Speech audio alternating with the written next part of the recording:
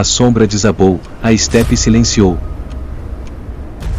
O rugido se dissolveu na poeira de sangue, a matilha caiu em um vazio de terror.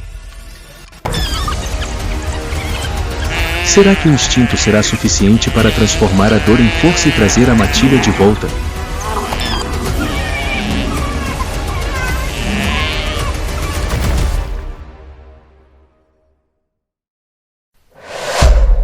A matilha de cães selvagens na pradaria manchada de sangue. A ascensão dos sobreviventes. O amanhecer derramou uma fina camada de ouro sobre o Okavango.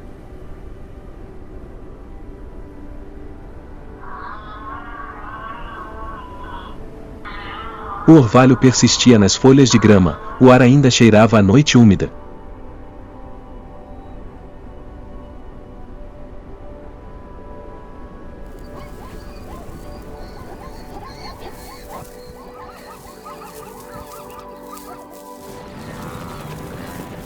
Os 15 cães selvagens malhados se moviam suavemente como água.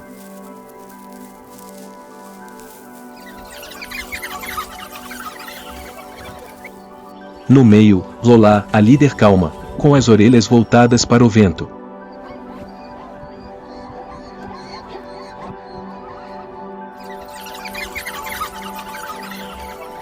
Ao lado dela estava o macho dominante.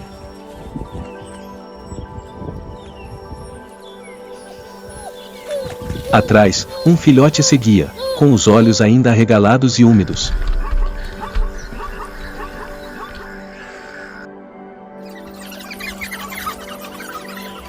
Quito, a criança que Zola havia arrancado das presas do texugo do mel durante aquele amanhecer caótico.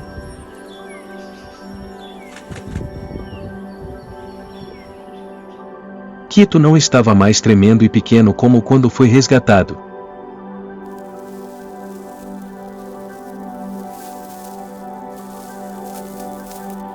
Ele correu perto dos pés de Zola, aprendendo cada pausa, cada ângulo para inclinar a orelha e escutar o vento.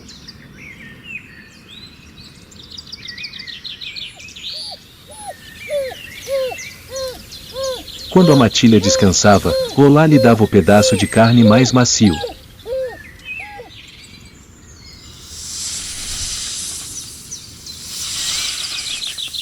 A matilha se revezava ensinando, mantendo as linhas, controlando o vento, mantendo a distância.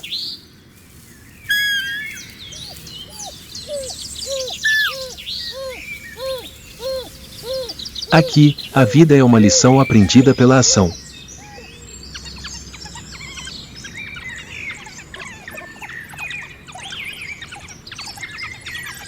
Quito já era mais velho, mas ainda mantinha o olhar curioso de um recém-chegado.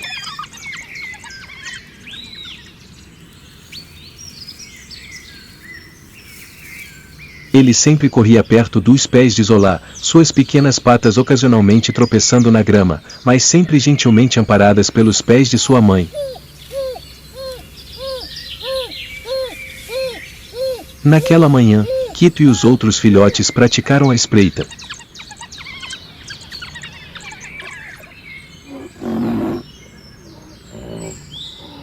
Kuro ensinou a abaixar o corpo, manter a respiração constante e aprender a ler o vento.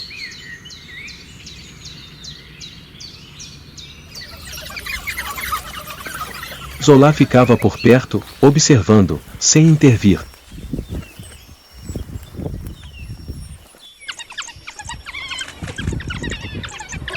Cada vez que Quito falhava, olhando para cima com um olhar perplexo, Lola apenas lançava um olhar rápido, como que dizendo, tente de novo você mesmo.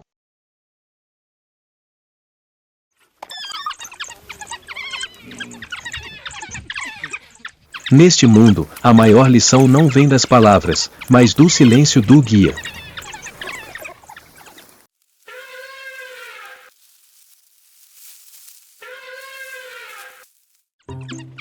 Do lado de fora da caverna, os outros filhotes cresciam a cada dia.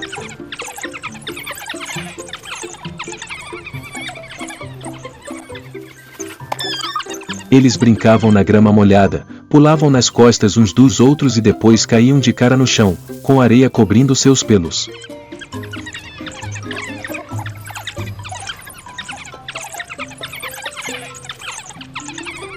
Mas não eram brincadeiras sem sentido, cada queda, cada perseguição era uma primeira lição de como sobreviver.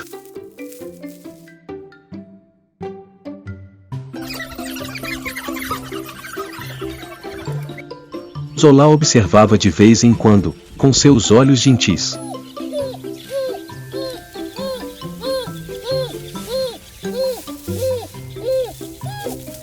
Ela sabia que aquele era o início do instinto de caça, a maneira como cada geração era moldada em uma peça da máquina perfeita chamada matilha.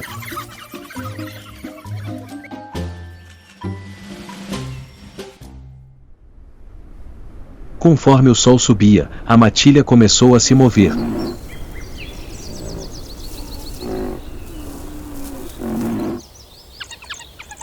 Zola sinalizou com um pequeno assobio para iniciar a caçada. Os filhotes foram deixados perto da caverna, com os mais novos de guarda.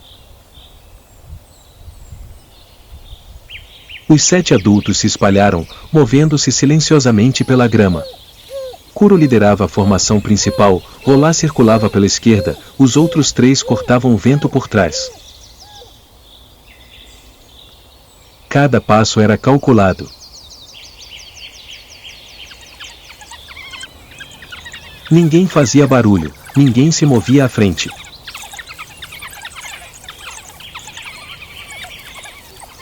De longe, pareciam sombras deslizando na luz do sol.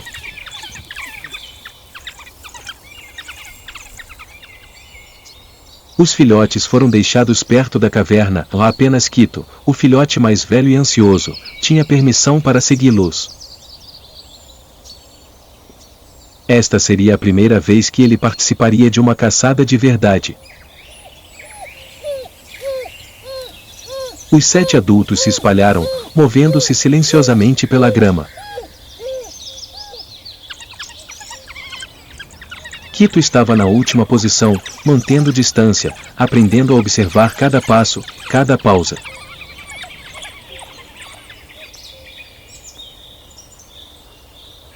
Ele tentava imitar sua mãe, abaixando o corpo, prendendo a respiração, com as orelhas seguindo o vento.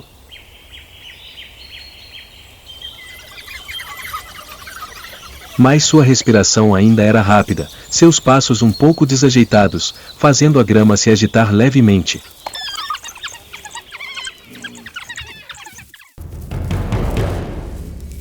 Alguns gnus pastavam por perto.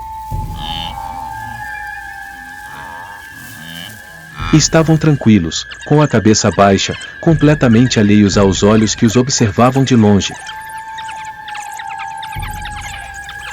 Zola parou, o corpo rente ao chão, os olhos fixos no macho jovem mais fraco, um que havia se separado da manada, com as patas traseiras mancando levemente.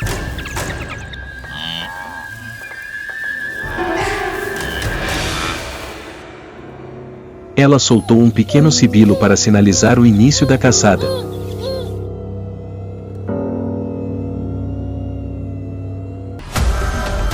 Um pequeno latido sinalizou o começo.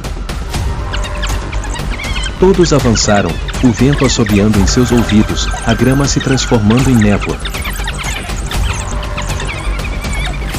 A perseguição continuou. Zola tentou manter a pressão, mas o vento mudou de direção, o calor voltou, o cheiro de suor e sangue se espalhou, tornando-os fáceis de detectar. O gnu, como se entendesse isso, mudou repentinamente de direção e correu direto para o vale onde havia densos arbustos espinhosos. Zola correu atrás dela, mas perdeu o ritmo. Outra figura surgiu repentinamente da grama alta, um antílope 2 vezes maior, virando-se, defendendo furiosamente sua espécie. A súbita investida de seus chifres obrigou Quito a recuar, perdendo o equilíbrio.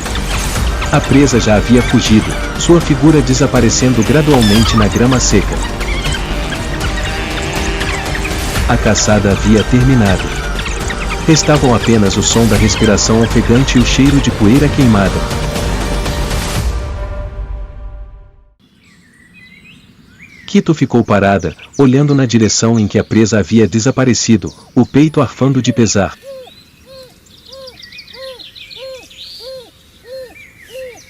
Areia grudava em seu focinho, sua respiração rápida e seca.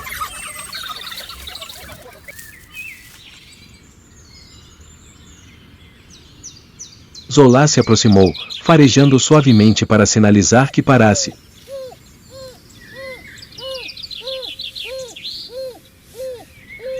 A manada se reuniu, alguns deitados, com a língua para fora, ofegantes, os olhos fundos de cansaço e fome.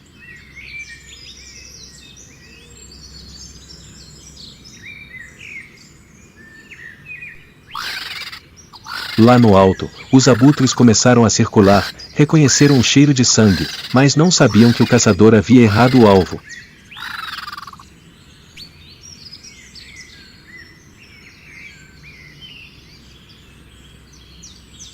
Ao longe, a risada aguda das hienas ecoava em algum lugar na borda da planície.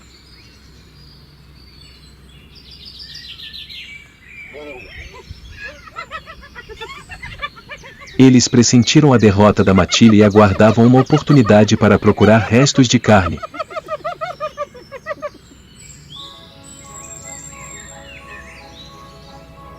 Alguns dos mais jovens deitaram-se para descansar, com os olhos ligeiramente cansados de fome.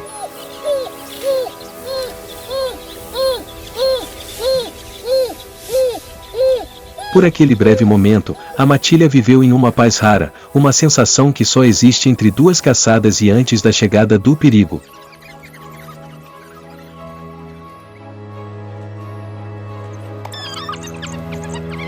Eles esperariam pela próxima oportunidade.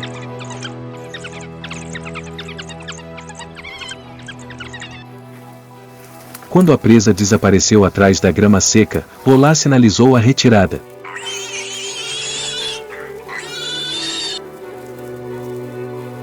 A matilha recuou lentamente para o oeste, onde ainda restava um trecho de um velho arbusto de acácia.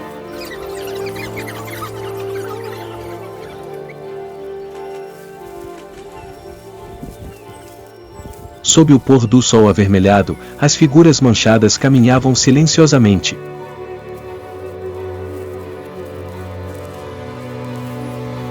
Sua respiração era pesada, seus estômagos vazios, mas sua formação ainda estava intacta.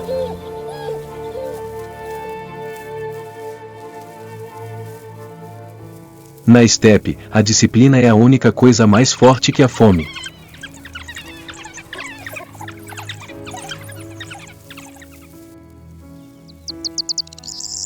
Zola parou em uma colina arejada.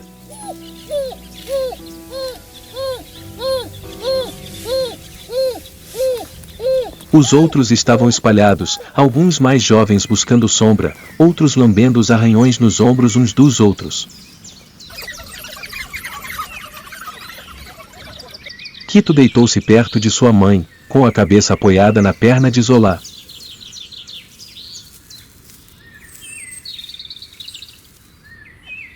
Olhou para a distância, onde o pôr do sol se desvanecia, os olhos ainda cheios de arrependimento pela refeição perdida.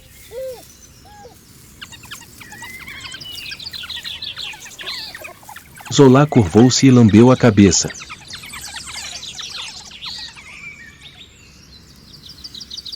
Um movimento breve, mas suficiente para dizer: "Vá amanhã, recomeçaremos."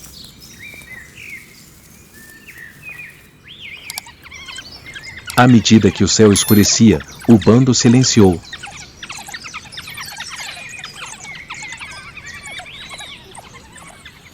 Os mais jovens revezavam-se na guarda, imóveis no monte alto, com as orelhas em pé, atentos a cada rajada de vento.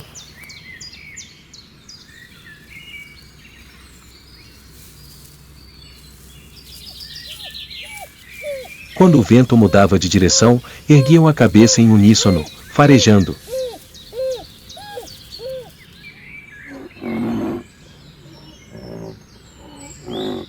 Cada ação era instintiva, mas perfeita, como uma máquina movida pela respiração.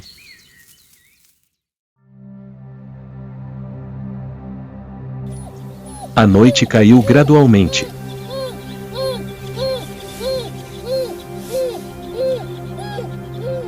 Acima, o céu estava negro e coberto de estrelas, os grilos começaram a cantar, misturando-se com os sapos das poças rasas à distância.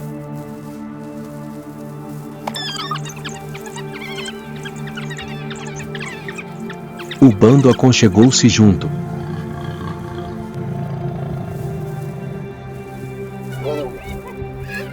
A leste, onde o horizonte se fundia com a relva, soprava outro vento.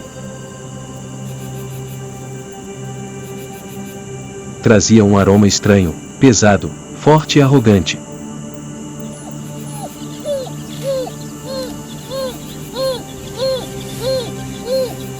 O aroma de um recém-chegado.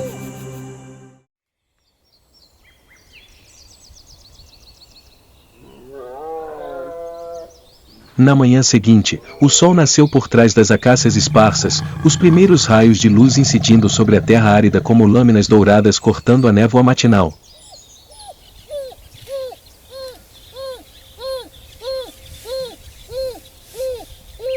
Os cães selvagens tinham acabado de acordar.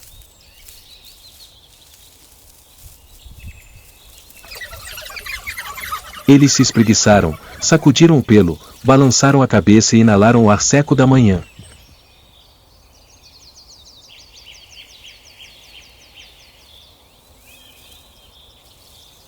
Zola saiu, inspirou profundamente, mas parou.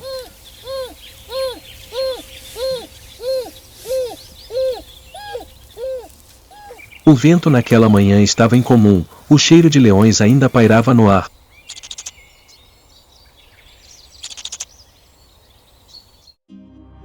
Na extremidade leste, na margem do rio que antes fora o território da matilha, duas grandes figuras negras avançavam.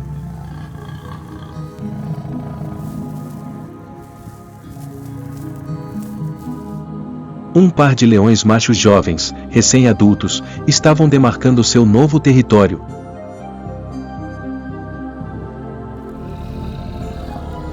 Eles caminhavam lentamente, com os rabos balançando para frente e para trás, os olhos orgulhosos e o hálito com um forte cheiro de sangue.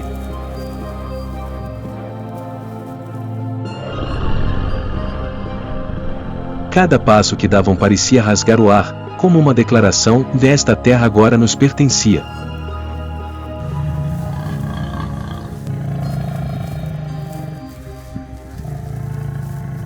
O vento carregou o cheiro para longe, chegando até onde Zola estava.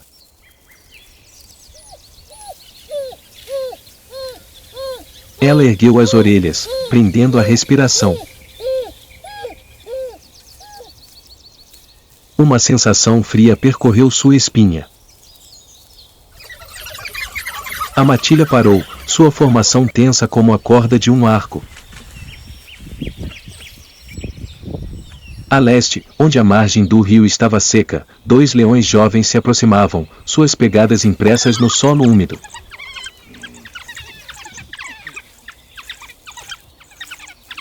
A luz do sol refletia em suas jubas douradas, cada movimento uma declaração de novo território.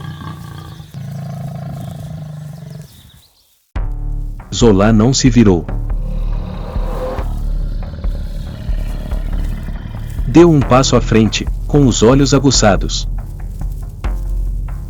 A matilha a seguiu, movendo-se lentamente em direção à água, a única fonte de vida restante.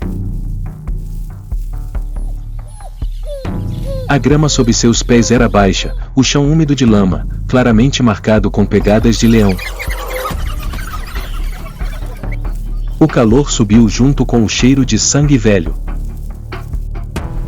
De trás do monte de areia, um leão emergiu de repente. Ele parou no meio da poça, cabeça baixa, corpo musculoso.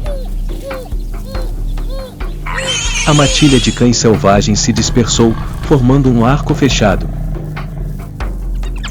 Zola manteve a posição central, Quito logo atrás. O ar ficou denso antes da tempestade começar. Um momento de silêncio sufocante. Um rugido ecoou. A sombra do leão avançou. Poeira se levantou. Zola saltou na direção oposta, mordendo com força o ombro do oponente, enquanto Quito e os outros dois bloqueavam o flanco. A colisão fez o chão tremer. Os dentes do gigante cravaram. Um rugido profundo ecoou, e o corpo de Zola foi arrastado pela areia, a grama voando em longas listras. A matilha avançou, tentando recuar para salvar seu líder. Os latidos ecoaram, as garras rasgando o chão. Mas o leão não parou. Arrastou Zola para fora da toca, cada passo lento e firme, como se afirmasse sua dominância. Quito ficou parado, perplexo, observando o corpo de sua mãe balançar na boca do caçador. Correu atrás dela, pequeno na grama alta, os pés deslizando na areia, os olhos nunca se desviando da sombra dourada do gigante que arrastava o corpo manchado de Zola. A pradaria ecoava com o caos de latidos, rugidos e passos pesados. Mas, eventualmente, a poeira baixou.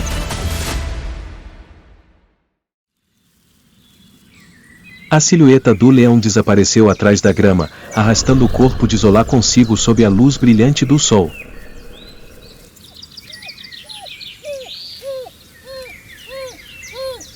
A matilha parou.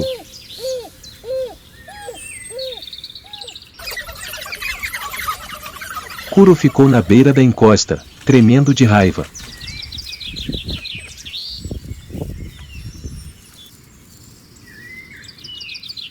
Os outros se dispersaram, ofegantes, com os olhos confusos.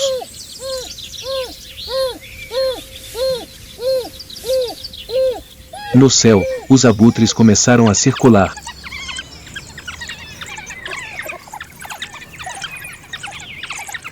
Quito caminhava lentamente. Ele não uivava, não chamava.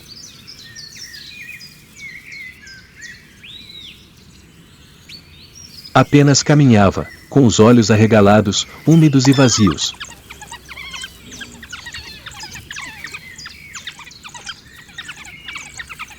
Atrás dele, a matilha o seguia em silêncio, como um riacho perdido.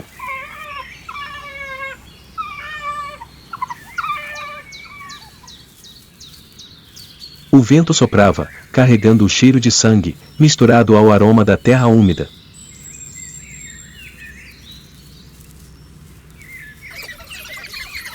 A pacífica manhã do Okavango foi despedaçada e, a partir daquele momento, uma nova era começou para os cães selvagens sem Zola.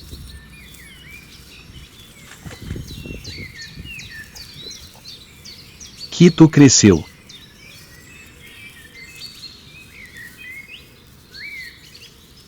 Seu corpo ficou mais esguio, sua passada mais longa.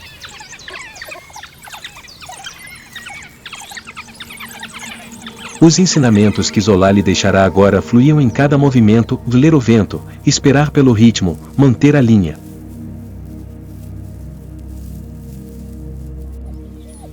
Sempre que a caçada falhava, ele era o último a recuar.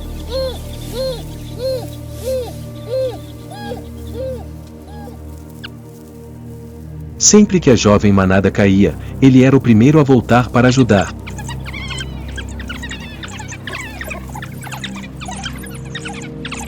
Chegou a estação seca. A comida era escassa.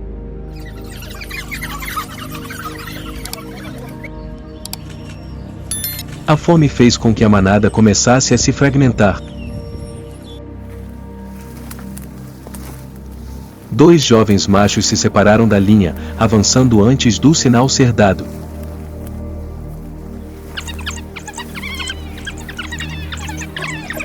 A caçada falhou e um deles foi morto por um búfalo.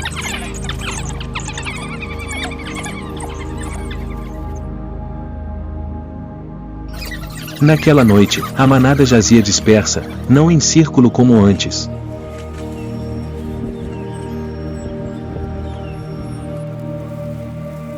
Apenas Quito permaneceu acordado, seus olhos fixos nas estrelas refletidas na água rasa.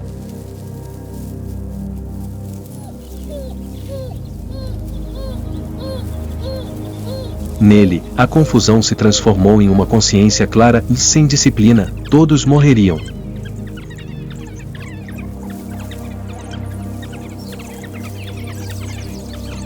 A partir daquele dia, Quito mudou.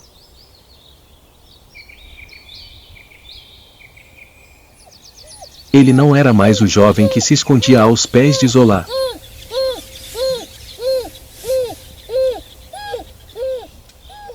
Seus passos eram mais longos, seus olhos mais alertas e frios.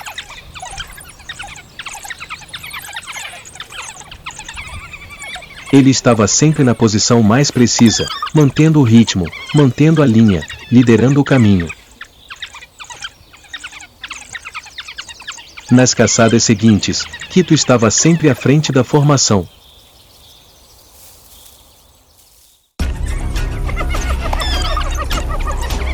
A cada encontro com hienas e leopardos,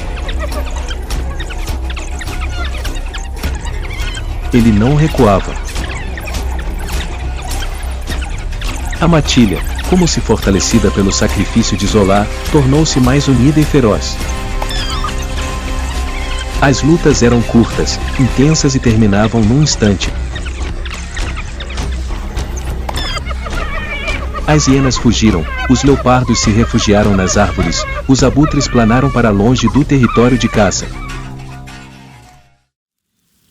A matilha permaneceu imóvel, suas respirações formando vapor ao sol.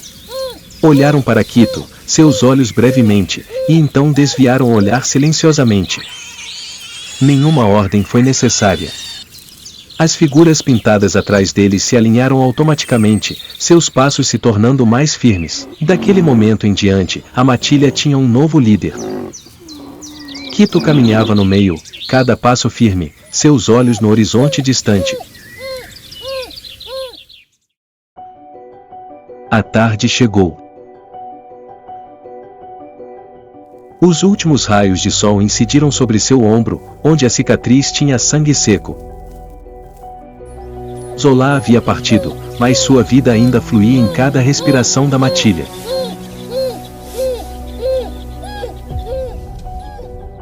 O vento soprou, trazendo o cheiro de grama queimada e o som distante dos abutres.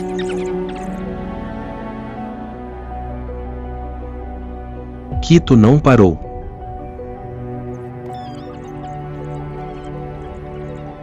Continua, reta e grave, como se compreendesse que, para sobreviver, às vezes é preciso crescer com a própria perda.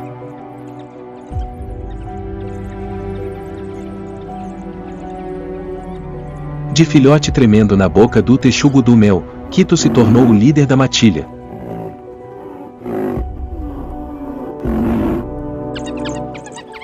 Ele cresceu em meio à perda, aprendeu a se manter firme contra o vento e compreendeu que a força não reside nas garras, mas nos laços.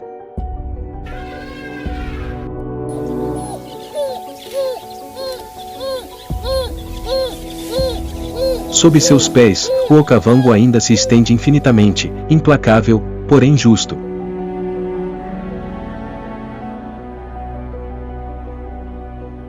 Agora, a cada vez que a matilha atravessa a estepe, Quito é o primeiro passo a abrir caminho, o sopro que impede o fluxo de parar.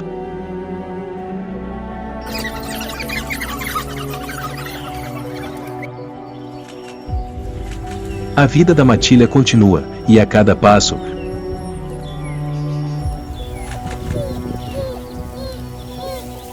a sombra de Zola ainda está presente, não na memória, mas na força que Quito adquiriu.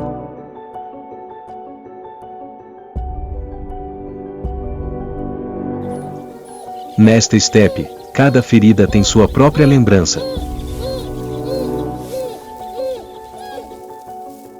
E talvez, um dia, ele retorne ao lugar onde Zola caiu.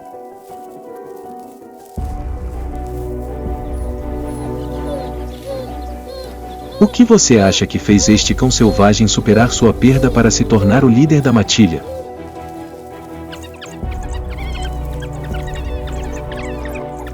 Ele voltará para se vingar?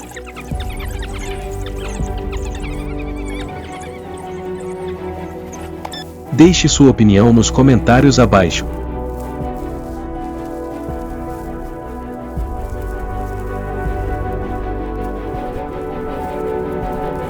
Não se esqueça de se inscrever e ativar o sino de notificações para ficar por dentro de mais histórias sobre a vida selvagem.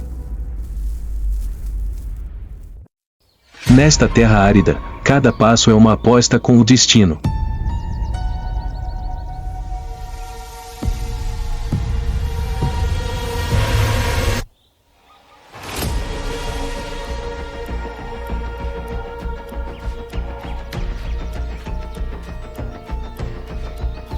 À medida que as sombras se aproximam silenciosamente, os incapazes de voar são forçados a encarar seu destino.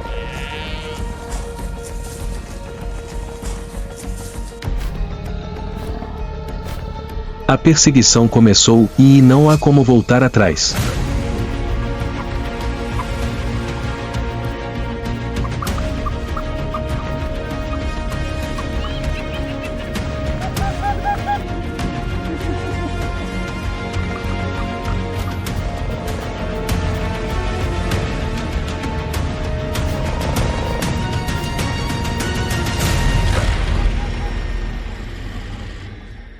A implacável Masai Mara.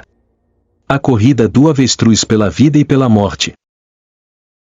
Masai Mara, uma terra sagrada no sudoeste do Quênia.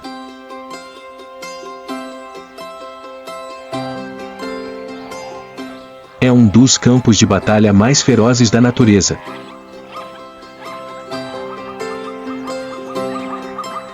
Aqui, cada criatura é testada ao seu limite.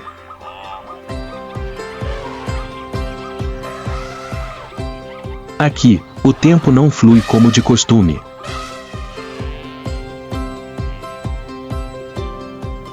Ele se infiltra em cada pedaço de grama, escondido nos olhos dos antílopes, ecoado nos rugidos distantes dos predadores.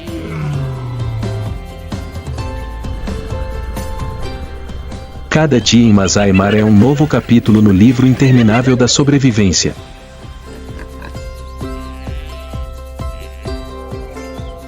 Porque este lugar não é para os fracos.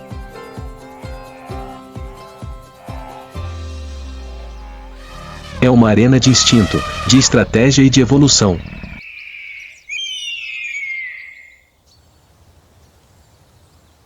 E então, em meio à grama dourada farfalhando ao vento, um leve movimento passou.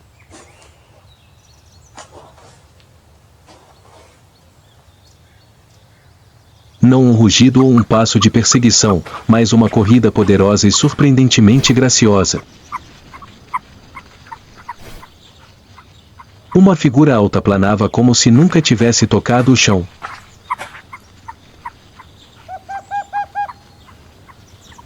O avestruz africano. Um viajante silencioso, mas poderoso. Com suas pernas longas e poderosas e postura imponente, o avestruz africano é a maior ave do planeta e um dos símbolos mais icônicos da savana.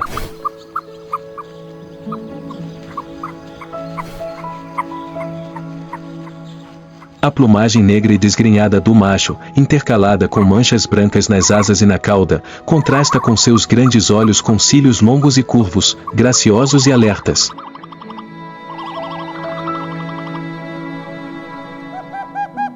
A fêmea, embora com um tom marrom acinzentado mais discreto, não é menos robusta.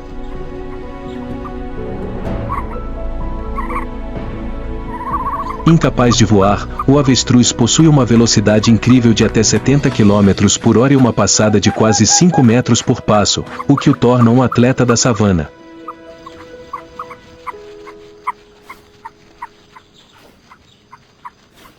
Os avestruzes vivem em pequenos bandos, geralmente de 5 a 15 indivíduos, às vezes acompanhados por herbívoros como antílopes ou zebras para aumentar a capacidade de detectar predadores.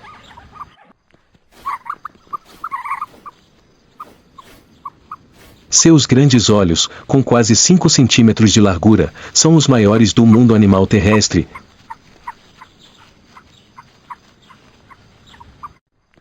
permitindo-lhes observar a uma distância considerável, como torres de vigia que vivem nas pastagens.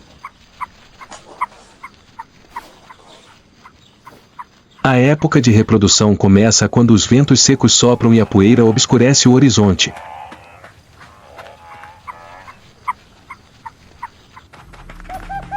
É também quando os machos iniciam sua performance inconfundível.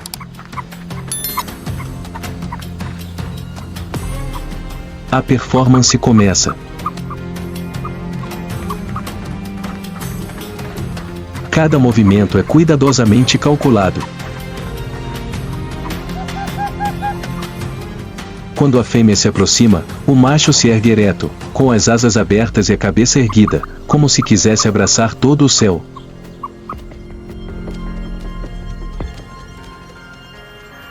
Uma dança majestosa e convidativa.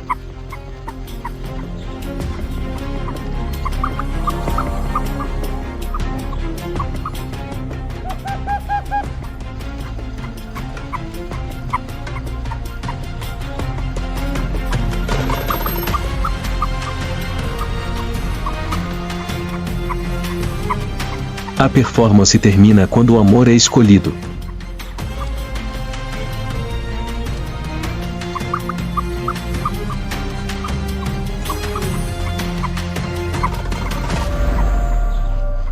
O acasalamento é breve e intenso. Após o acasalamento, a avestruz fêmea deposita de 7 a 10 ovos em uma cova rasa preparada pelo macho.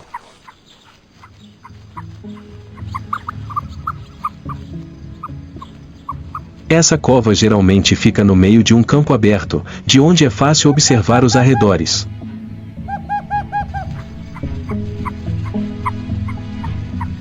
Cada ovo pode pesar até 1,5 kg, tornando-se o maior ovo do mundo das aves.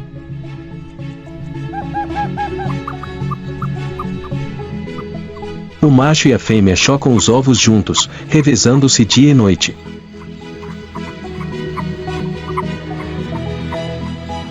No entanto, durante o período de incubação, o ninho nem sempre é tranquilo.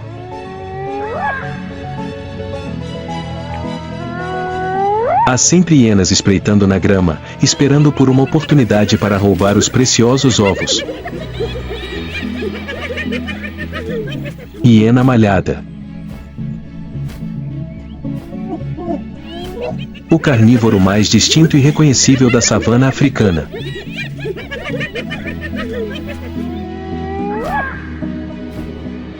Elas têm um corpo curto, mais robusto, ombros altos e quadris baixos inclinados, criando um andar pomposo como se estivessem se arrastando no chão.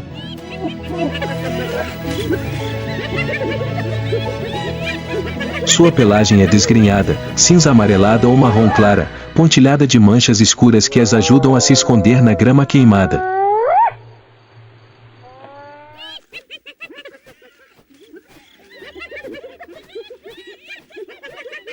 As poderosas mandíbulas da hiena têm uma força de mordida de mais de 1000 psi, mais forte que a de um leão, permitindo-lhes esmagar ossos grandes e digerir quase todo o corpo de suas presas.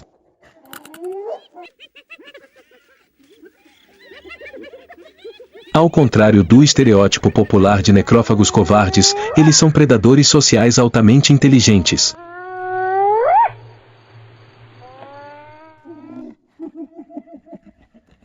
Vivem em clãs matriarcais, onde uma hiena fêmea dominante governa por meio da força e da inteligência.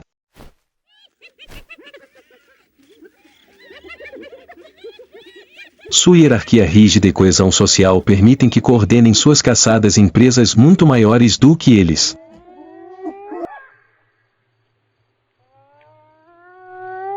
Seu riso assustador não é uma expressão de alegria, mas parte de um complexo sistema de comunicação, desde rosnados e assobios até uivos que ecoam pela savana.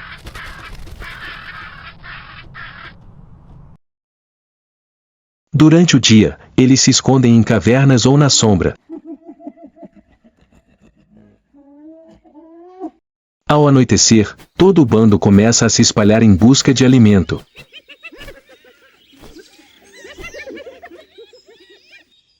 Os ovos de avestruz são um tesouro nutricional cobiçado pelas hienas. Com uma casca grossa de porcelana e um tamanho enorme, cada ovo contém uma grande quantidade de proteína e gordura, especialmente valiosas durante a rigorosa estação seca.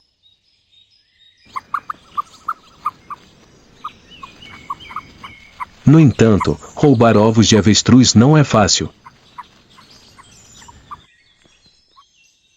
Os ninhos de ovos geralmente estão localizados em áreas abertas e fáceis de observar, e os avestruzes machos e fêmeas se revezam para incubá-los dia e noite.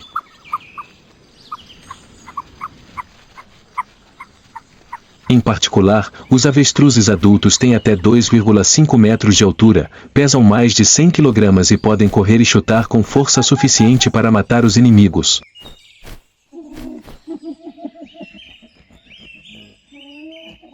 Eles deixam as hienas cautelosas.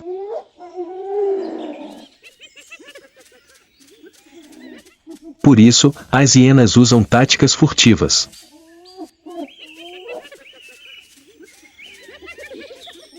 Eles rastejavam rente ao chão, aproximando-se do ninho sem serem vistos, aproveitando o momento em que os avestruzes trocavam de turno ou olhavam para outra direção.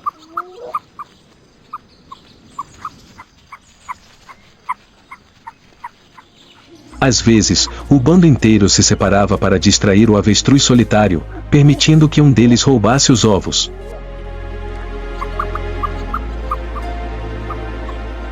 Mas, desta vez, todos os cálculos estavam errados. Os olhos do avestruz brilharam de alerta.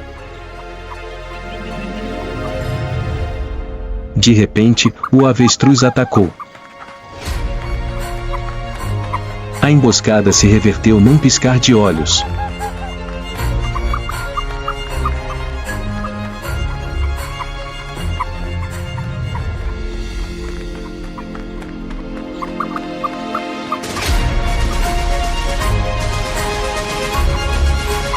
De perseguidora, a hiena tornou-se uma presa fugindo da fúria de um deus emplumado no meio da estepe.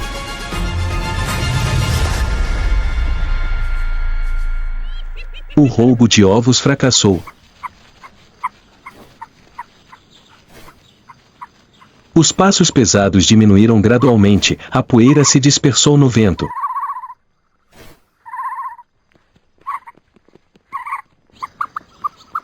Os ovos permaneceram no ninho.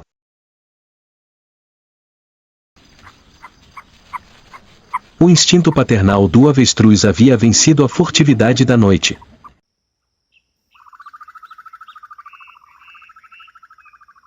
Pouco depois de nascerem, eles enfrentaram seu primeiro desafio, a sede. Sob o sol escaldante, os filhotes de avestruz gingavam atrás dos pais, atravessando a grama seca e quebradiça e o solo rachado.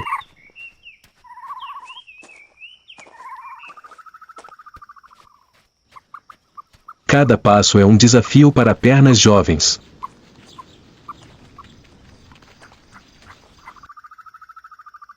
Mas na natureza, apenas os resilientes podem tocar a vida.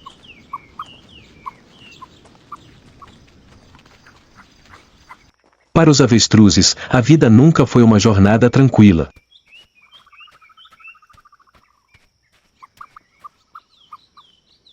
Nas vastas pastagens, há sempre uma sombra à espreita que os mantém alertas a cada respiração.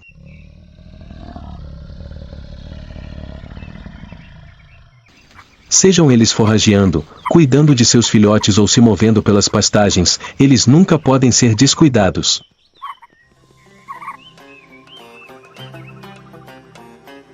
Porque neste lugar, há um caçador que todos os olhos devem ter cuidado.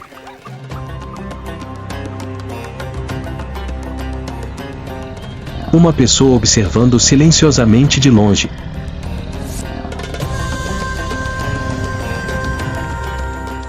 Um símbolo de poder. Leão.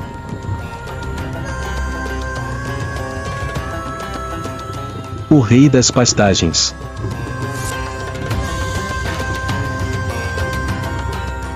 O macho adulto se destaca com uma espessa juba de pelos ao redor do pescoço e ombros, criando uma auréola orgulhosa. Essa juba não é apenas uma arma defensiva em batalhas, mas também um símbolo de status e idade.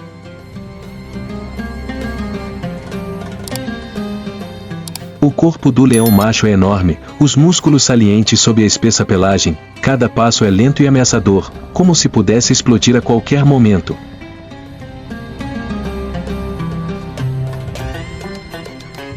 Os olhos amarelos brilhantes brilham com determinação e frieza, fazendo o oponente hesitar.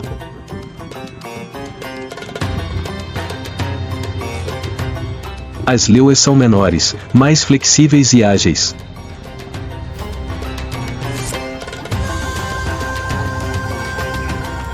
Eles vivem em grupos sociais fortemente organizados, geralmente compostos por alguns machos adultos, muitas fêmeas e filhotes.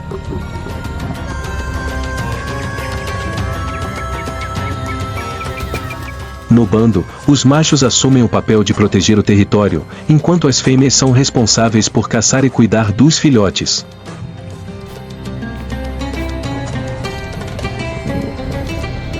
Há sempre uma competição acirrada entre os machos pelo direito de acasalar.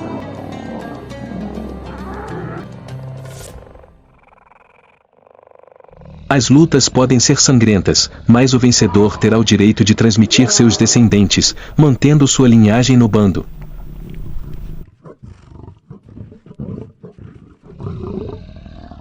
As leoas frequentemente entram em cio periodicamente e acasalam várias vezes ao dia, durante vários dias consecutivos.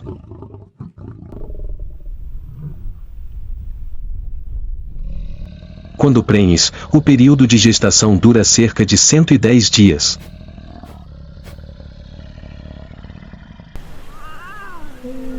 Após darem à luz os filhotes, após algumas semanas, eles os devolvem ao bando e crescem sob a proteção de todo o bando.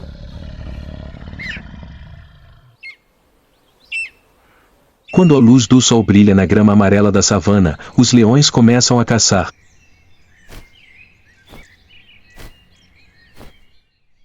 Desta vez, a presa era um avestruz adulto conduzindo seus filhotes pela grama rala.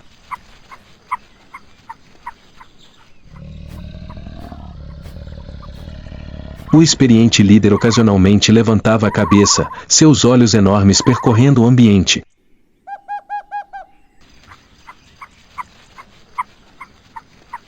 Os outros no bando pareceram entender, dispersando-se, mas nunca se afastando muito.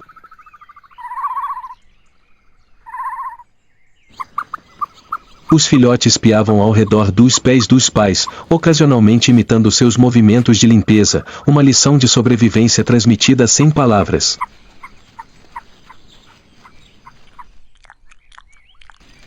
Com velocidade impressionante e observação aguçada, os avestruzes não são presas fáceis.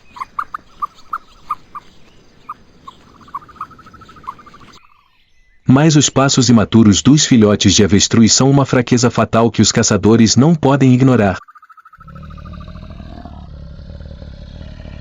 O bando de avestruzes está atento à direção do vento principal, onde suspeitam de perigo.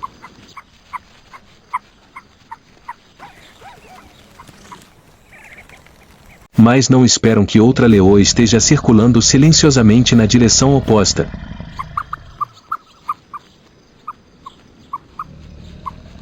Os leões abaixam gradualmente seus corpos e serpenteiam pela grama seca, sem fazer barulho.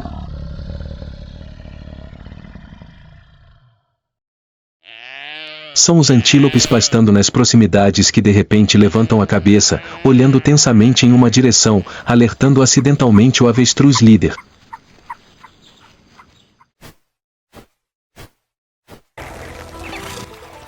Um momento tarde demais, um filhote se perde do bando.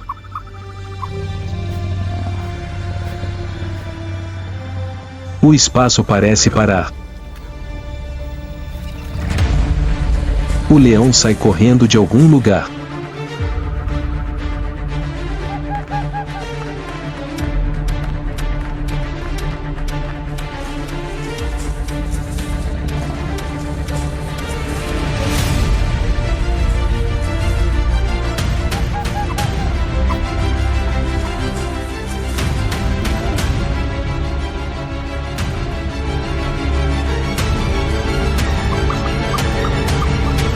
A perseguição termina em um momento de vida ou morte.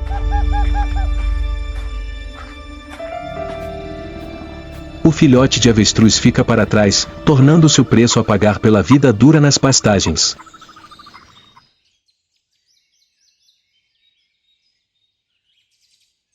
Na dança cíclica da natureza, a morte de uma criatura é o nascimento de outra.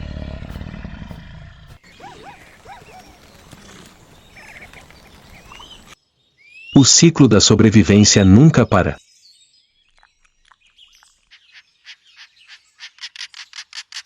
Onde cada respiração é trocada por velocidade, estratégia e sacrifício. O sol brilha na estepe. Ao longe, os avestruzes continuam sua nova jornada.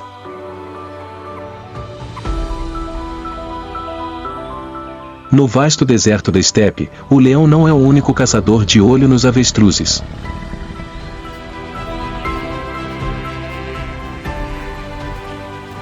Outro caçador é mais rápido, mais silencioso e assustadoramente preciso.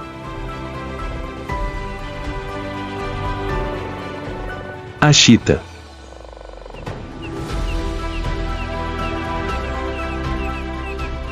O governante da velocidade, com arrancadas que podem rasgar o vento que nenhum outro animal consegue igualar.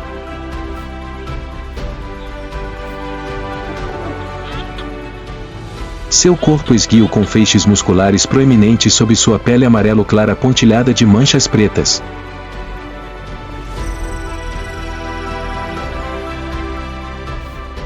Suas pernas longas e costas graciosas permitem que ele alcance velocidades de mais de 100 km por hora em apenas alguns segundos. Seu peito largo auxilia sua capacidade de respirar profundamente, mantendo sua resistência durante perseguições curtas, mas ferozes. Duas listras pretas correm dos cantos dos olhos até o focinho como riachos silenciosos, ajudando a reduzir o brilho da luz solar e a focar a visão no alvo.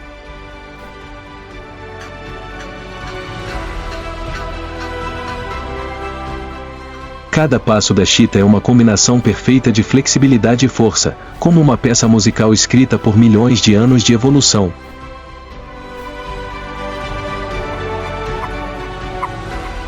Apesar de possuir pernas longas e velocidade impressionante, o avestruz não pode ser subjetivo diante de um predador nascido para conquistar a velocidade.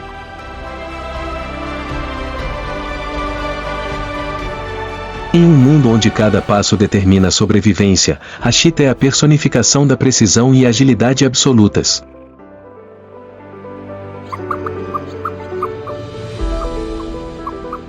A figura esguia deslizou silenciosamente pela grama baixa.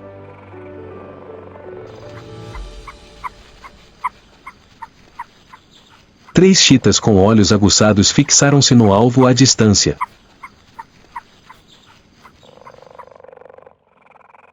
A avestruz estava se separando do bando, ocupada em procurar comida sob o sol do meio-dia. Não havia som ao redor.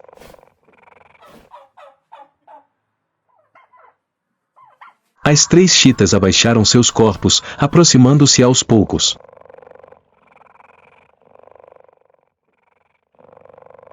A grama seca farfalhava sob seus pés, mas o vento quente fez o som desaparecer no ar.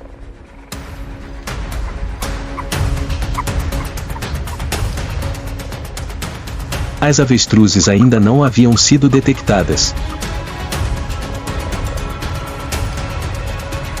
Em um momento de desatenção, a perseguição começou.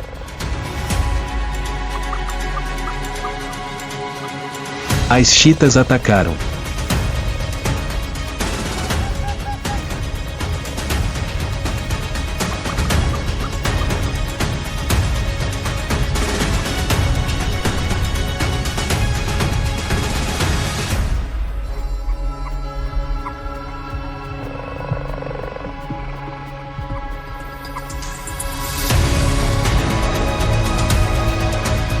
Em poucos segundos decisivos, uma mordida precisa de três chitas impediu a avestruz de escapar.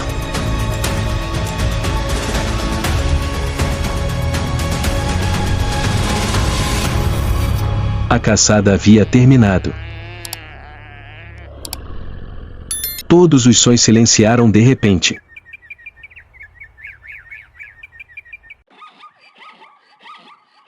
A poeira baixou, restando apenas a respiração rápida do vencedor.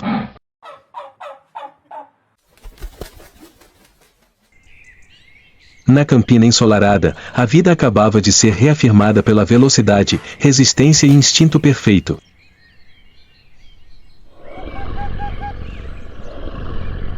Não era apenas uma refeição.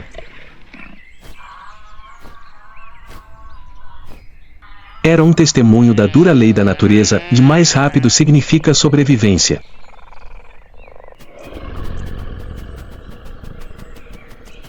A chita não é apenas uma caçadora veloz, mas também um símbolo frágil da vida na vasta savana.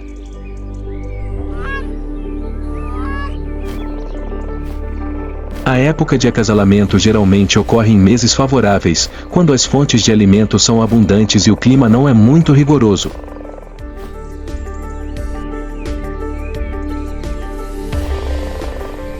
O macho segue o cheiro de feromonio da fêmea para encontrar uma parceira.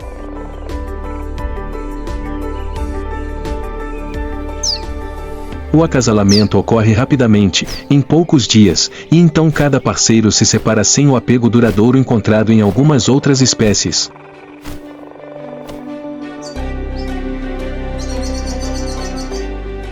Após um período de gestação de cerca de 90 a 95 dias, a leoparda fêmea dá à luz de 2 a 6 filhotes em um arbusto escondido ou em uma caverna rochosa remota.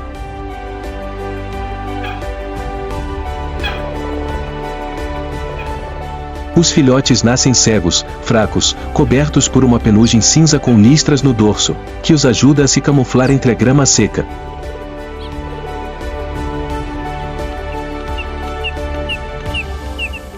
Nas primeiras semanas, a mãe precisa mudar frequentemente de habitat para evitar ser detectada por inimigos como hienas, leões ou até mesmo águias.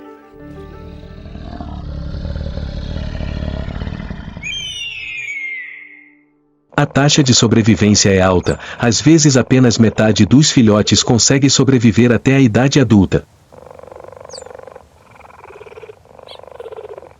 Mas é assim que a natureza seleciona os indivíduos mais fortes.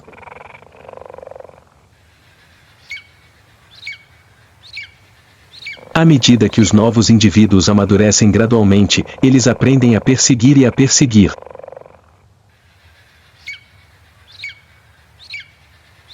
O ciclo de sobrevivência da chita se estende.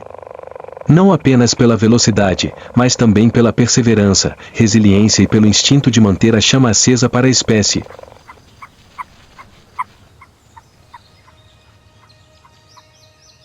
Sob a luz solar amarela e brilhante das pastagens do Masai Mara, manadas de antílopes frequentemente caminham perto dos avestruzes. Eles não são aliados no sentido tradicional, mas formam um vínculo silencioso de sobrevivência.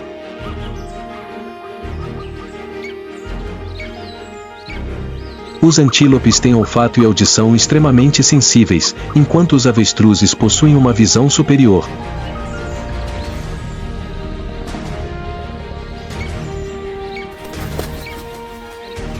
Quando os avestruzes levantam o pescoço e olham a centenas de metros de distância para detectar perigo, sabem imediatamente que algo está acontecendo.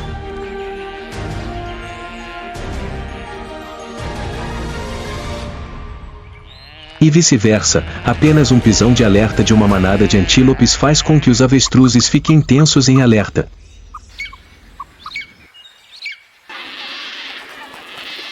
Eles não compartilham comida. Não se protegem.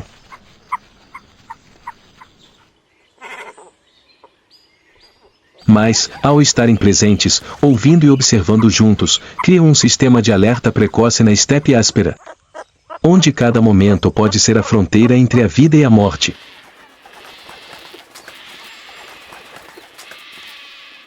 Na natureza, às vezes, palavras não são necessárias para sobrevivermos juntos.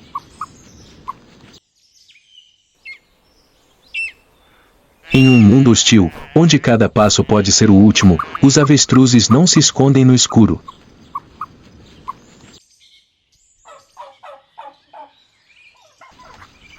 Eles escolhem enfrentá-lo, para sobreviver.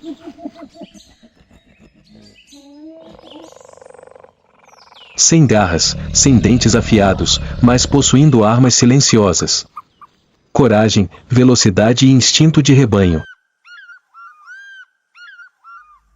De ovos depositados profundamente na areia quente, a abrir as asas e planar ao vento, do retardatário ao pilar do bando.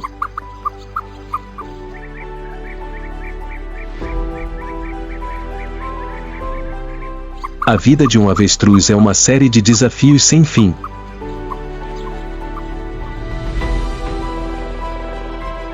Cada indivíduo é um testemunho vivo da ousadia da natureza.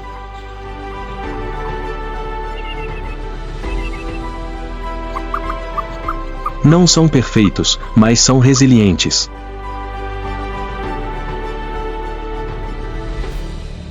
Eles correm não apenas pela vida, mas também pela próxima geração.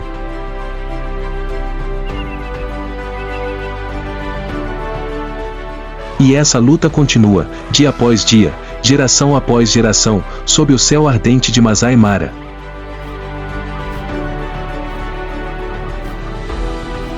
Se você acredita que a vida, embora frágil, sempre vale a pena ser protegida,